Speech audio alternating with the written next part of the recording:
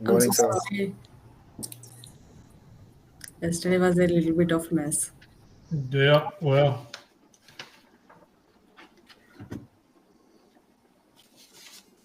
all right, so we're going to shorten this up today. It's going to be a lot shorter than yesterday. Okay, sir. No problem. No worries. No, I'm asking. You said can we do 15 minutes today? I mean, we were Like, on. I know your time is a bit valuable, so I thought like at least 15 minutes would be better. Yep. Yeah, okay, sir. If you are okay with to answer all the questions, we are happy to do it again. We don't have any problem with that.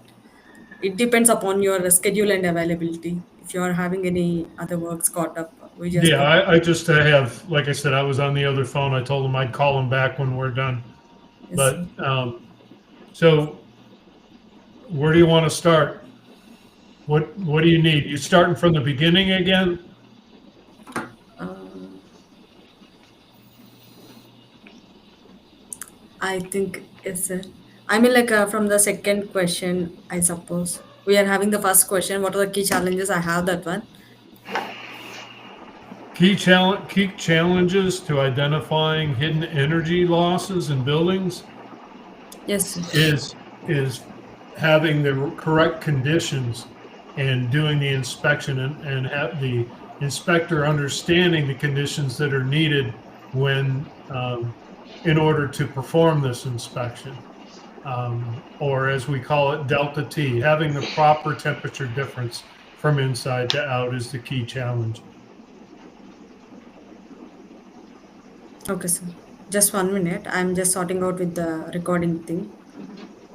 Deshik, can you please go ahead and record the video if you don't mind? 1 second.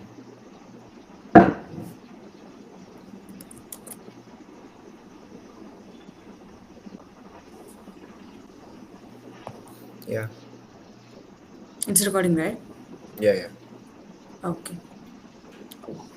We're good to go. You ready? Yes, sir. All right. Your first question said, "What were the key challenges Yes, sir. to identifying hidden energy losses?"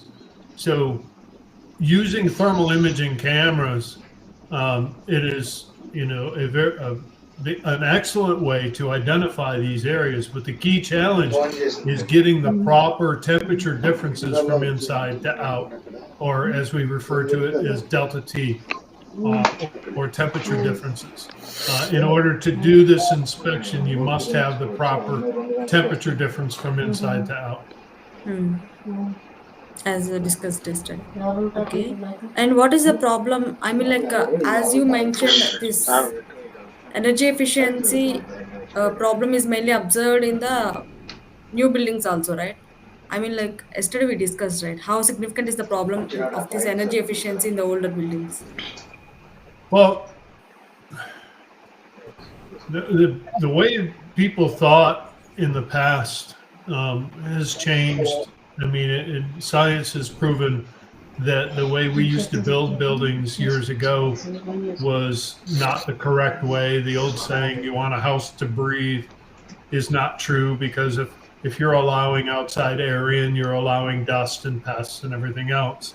So the challenge is, a lot of homes were not insulated under today's standards, and as far as the proper R value and caulking and sealing and controlling air infiltration and exfiltration. Um, and part of the problem is there is no regulation or mandate that says when someone is selling an older home, they have to make improvements to bring that building up to any kind of standard as far as energy performance. New homes being built are being mandated to have blower door testing done, and no better way to find where that air is coming in, that uncontrolled infiltration, than with an infrared camera with that blower door running. Okay. And what are the key challenges you face with the traditional methods, sir, while doing a blower door test or something else? I mean, like, if you are introducing any new technology like thermography, there should be some drawbacks or the limitations with the existing ones, right? I'm sorry, you're gonna have to repeat the question. I mean, like, what are the key challenges that you are facing? Are the challenges or the limitations you faced with the traditional methods like blower door test? Why? Because if thermography is introduced, means there are few drawbacks with the previous technologies, right? So, I mean, key challenges that we face are, getting people to buy into it, understanding the technology, um, the misconception that infrared cameras can see into the wall. Um, infrared cameras, as we discussed, is surface image technology only. So, debunking or um, displaying the false pretense or the false impression that an infrared camera can see into a wall when it only sees surface temperature differentials. Um, Getting past people's expectations, unrealistic expectations of what an infrared camera can do. Um, Properly trained, and as we will discuss later, properly trained, a good thermographer or building scientist can analyze a building for energy performance. Both in the main or key factors are the static condition of the insulation within the walls, and then walls and ceilings, and then the use of the infrared camera to identify the air infiltration or where that air is coming from. Okay, sir. Moving to the next question. And what are the challenges that you faced with the environmental sensitivity towards the thermographic cameras? While you are working on the field, what challenges you faced with the environmental conditions? Well, to answer this question, you have to understand those ideal conditions. And, you know, ASTM standards have been written, the American Society for Test and Measurement. In order to perform an infrared inspection of a building, you're supposed to follow ASTM standards, which says you must have an 18-degree Fahrenheit delta T or temperature difference from inside to out for an extended period of time before the inspection takes place. This ensures you have heat flow or heat energy moving from the warm side to the cold side. The heat energy moves through those building components at different rates dependent upon the R value of the product within the wall. So doing them from the outside, you have to deal with the wind, rain, solar loading, bushes and trees in the way, different kinds of siding. So the best work is always done from the inside because the insulation within a cavity should be in contact with either the drywall, wallboard, whatever you want to call it, or lath and plaster, whatever it is.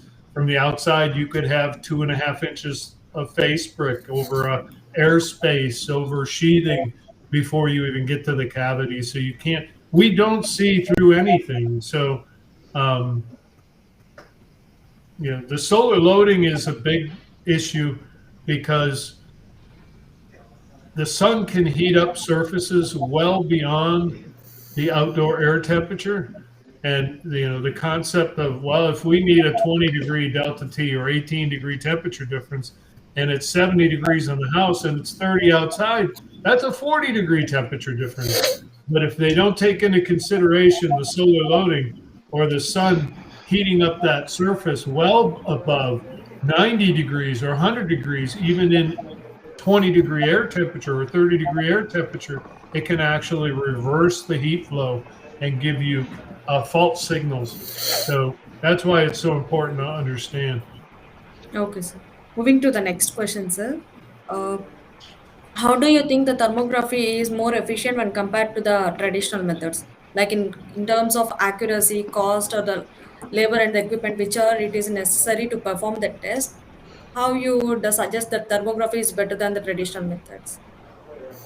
Well, When I got into this business a lifetime ago, 38 years ago, I paid $18,200 for a camera that today you can buy a better camera for $600. So the cost of the equipment has dropped significantly, and the quality of the cameras has tenfold better than it ever used to be. Higher pixel count, much higher resolution images with greater thermal sensitivity. But again, having a good piece of equipment without knowing what to look at and understanding those conditions, buying a camera without getting the proper training is a mistake. Okay, sir. And the next question is,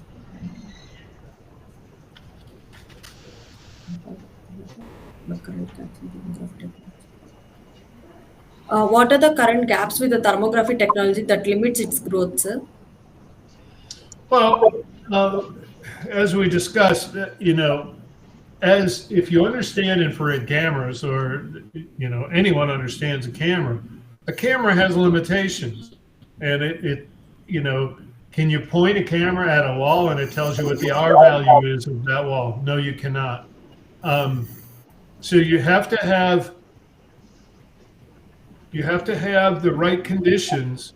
And again, the public's misconception that an infrared camera can see through the walls. What would I like to see in the future? I'd love to be able to take an infrared camera and point it at the wall, and it says, maybe you move a cursor around on the image, and it tells you that the R value at this point is R13. At this point, it's R15. At this point, it's R2. But I don't know that will ever happen. It has been attempted over the years, but it's a very labor intensive, and a lot more information is needed to even get to R values. Part of the problem is infrared or thermal imaging systems are referred to as infrared cameras. And people's perception, if it's a camera, then all I need to do is push a button and take a picture, and it tells me what I need to know. I could teach you how to take a picture in 20 minutes, but a good training class to learn how to interpret those images takes 2 days. So there's a whole lot more to the infrared than just snapping a picture. And do you think there is any other current technology in the market that can overtake the thermography in the nearby future? Is there any other technology better than infrared? Yes, sir. That might, after a decade, that can overtake the thermography. I don't know that there's any other technology that could make For the example, thermography better. maybe the ultrasonic or something like that. Ultrasound, is that what you said? Yes, sir. Ultrasonic with the sound waves and stuff. Yeah. That's totally different than infrared. Ultrasound, yeah, like you said, it's sound waves. Listen, we use it for air leaks and high pressure air leaks and electronic discharge and substations and things. It's totally different. Where thermography is all about heat energy and diagnosing the heat. But people, again, is there, I don't know. There one time, part of doing a proper inspection of a residential property is understanding how the building performs. And it's supposed to perform as a system. The house should, you get the insulation doing or installed and performing as it's supposed to perform. Then you control the air infiltration and exfiltration so that it's not too leaky. And then you can properly size the mechanical system, the HVAC system, for heating and cooling. So there are other tools that complement infrared, but not that would replace it. Okay, sir. And how has the demand of thermography technology evolved in the energy efficiency regulations? How has it evolved? Mm-hmm. I mean, like yesterday, I remember that you mentioned that till now we are making a blower test as a mandatory inspection. Do you think there might be a chance in the future that thermography can become as a mandate? I would certainly hope it does become a mandate. Mm-hmm. With the lower, the increase in cameras capabilities, by, as I've already stated, the higher resolution and the better thermal sensitivity, the cost factor, getting a decent camera for $600 and a really good camera for $2,500. When, like I said, when I got into this business, a really good camera was $70,000. So by the technology advancing and the costs coming down tremendously, that has made it more affordable to a lot more people, like home inspectors, water remediation companies, insulation contractors, home performance, building scientists. So it has gained popularity amongst the trades tremendously. Um,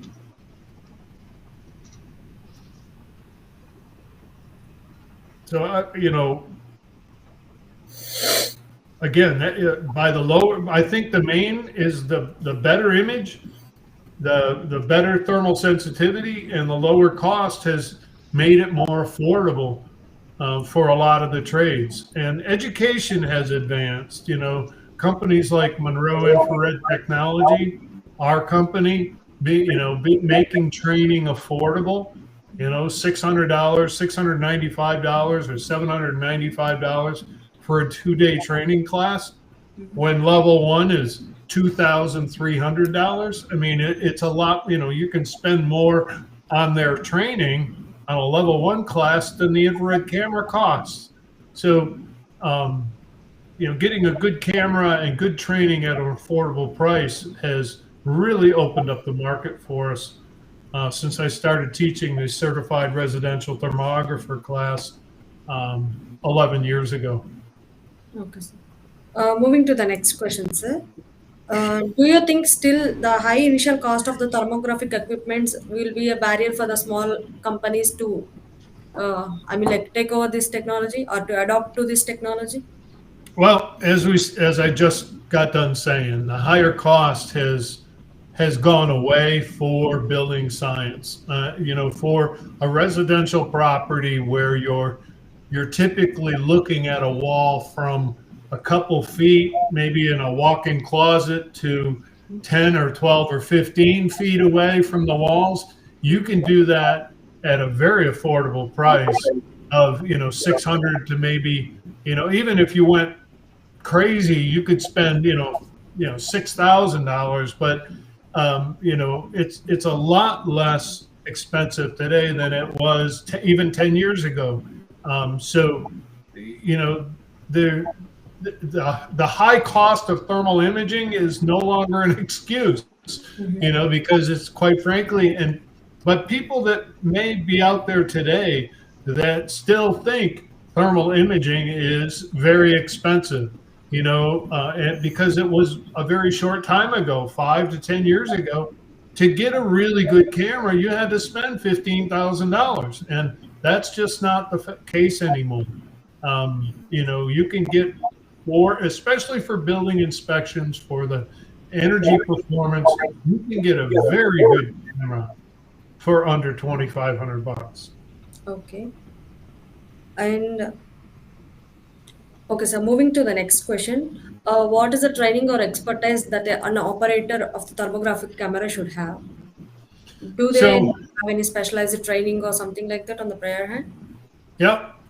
So going back in time, 15 years ago plus, I had a 2-day class called the Infrared Energy Auditor Training, and that has evolved into the Certified Residential Thermographer Training.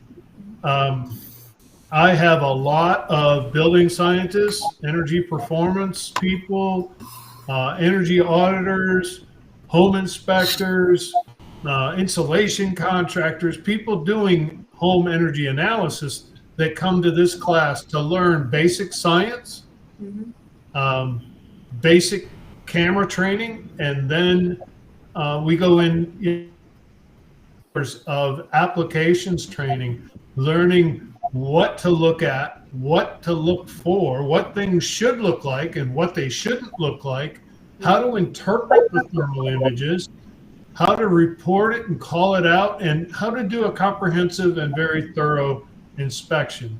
So, as I said before, the Certified Residential Thermographer class is a 2-day class offered online using Zoom. It's virtual, so it's not recorded, it's not taped, it's not self-paced, it's live.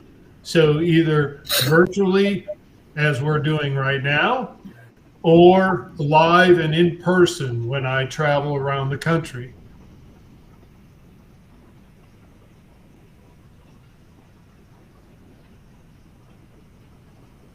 Or $795 if the class is within 30 days. That is in the infrared training world, that's a steal. That is an extremely low price when you compare it to other classes, and they don't. None of the other ones come anywhere close to this quality. So, could you go on and get level 1 certification? Sure. 4 days, 3 days of science, maybe an hour of building science. As we talked about in the past, somebody's got audio that's in the background. Their microphone is picking up audio, and it's extremely hard to talk when I'm hearing feedback coming from your microphones. So if you could shut off your microphones if you're not talking, I would appreciate it, because I'm losing my train of thought. But you could, I went to the level 1 for building science, but I had to go to Toronto, Canada to attend that class because it's not offered here in the United States. Now there is talk of that expanding into the United States because of the cost of energy and energy efficiency, people becoming more and more conscious of conserving energy and the higher energy costs. So there is more demand for it, and it will come. But again, a level 1 class is list price is $2,300, $2,300. So do you need that to be able to look at the walls of a home to determine does it appear to be insulated properly or not? No, I don't think so. But there are, if I'm an expert witness and I'm going into a courtroom to testify, then I will probably go for the level 1 or even level 2. It is nationally and actually internationally recognized certification. So is the Certified Residential Thermographer that I started out by talking about. I have people all across Canada attending, and I've had over 2,700 students in the past 11 years come to this class. You can go to monroeinfrared.com, our homepage, and click on the testimonials at the top of the page and read well over 100 testimonials on past students that have attended the CRT class and the quality that they, of that class. So I would hope that someday it's actually mandated that if you buy an infrared camera, you must get training. If it's my training, great. If it's someone else's training, that's fine. But it's not just a camera in which you take a picture and you get results. It is a thermal imaging system that, when coupled with the proper training, allows you to interpret the performance of a building.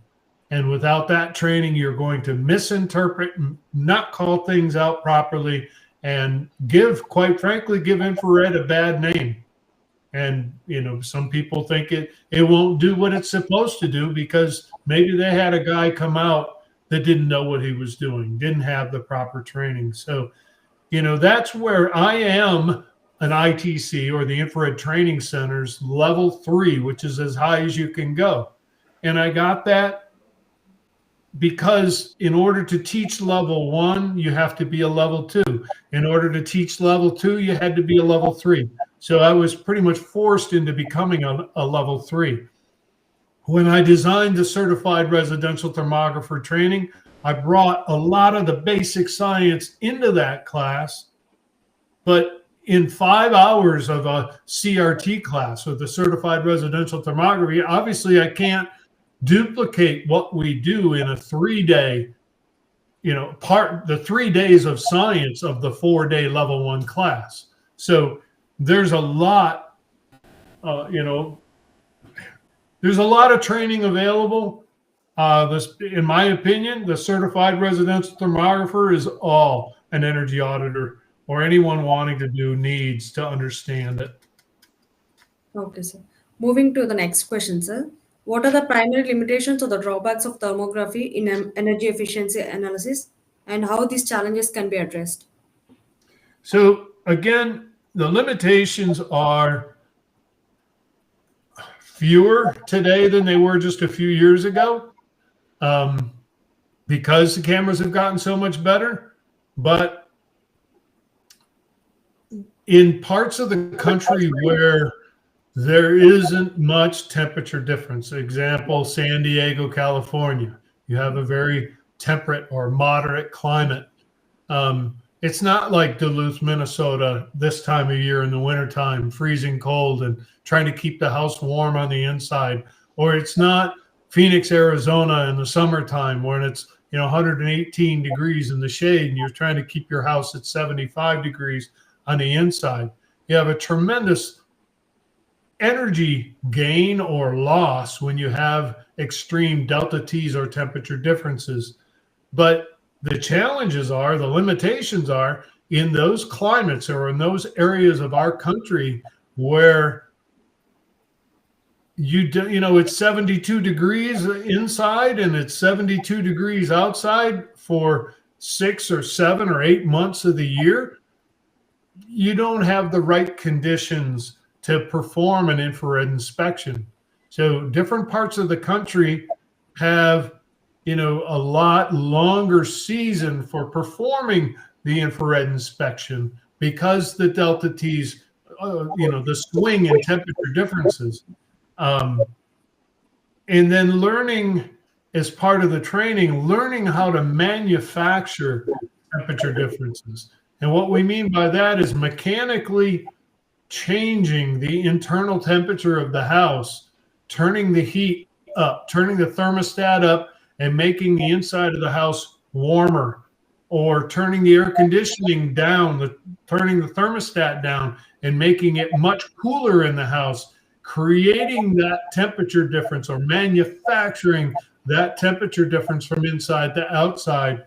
It's not common, but it has been done over the years to get the right conditions to show you what you need to know on whether a wall appears to be insulated properly or not. Okay, sir. I think we covered all of our questions, sir. Thank you so much for your valuable time. Oh, my pleasure. My pleasure. And as I said in my email, if you publish anything that is public, I would ask that you do copy me on any of that so that I see what's going out.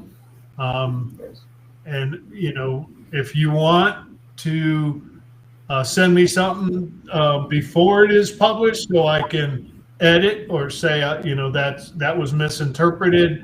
I don't want any false statements going out. So, actually, this is not for any public publishments or something, sir. This is for our college project work. And if there is anything like that, we will definitely reach out to you, sir. thank This is you. for the internal college work. All right. Thank you so much, sir. Thank you. Have a good day, sir. Thank you, You sir. too. Bye bye.